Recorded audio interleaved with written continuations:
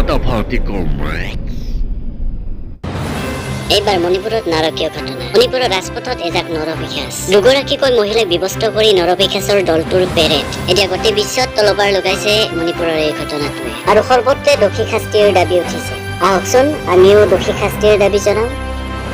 দ্ৰৌপদীক ৰাজসভাত উলংঘ কৰাৰ বাবে এদিন কৌৰৱ আৰু কৌৰৱৰ সমৰ্থনকাৰীসকলৰ নিধন হৈছিল মণিপুৰৰ এই নৰদমসকলৰ ধ্বংস হওক অতি সোনকালে তাৰে প্ৰাৰ্থনা কৰিছো অমানৱীয় পাশবিক কাৰ্য দোষী শাস্তি পাব লাগে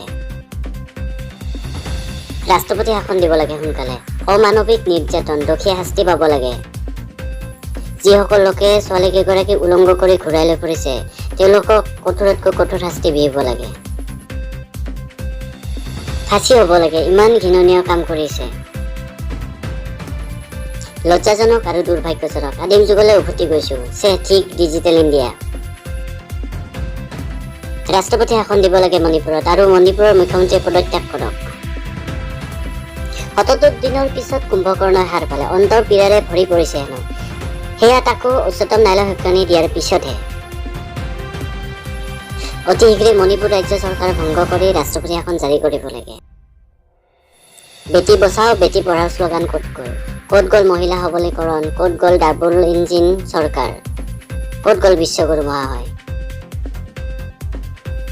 মণিপুৰী মহিলা নগ্ন হোৱা নাই নগ্ন হৈছে বিজেপি চৰকাৰ নগ্ন হৈছে দেশৰ গৃহ বিভাগ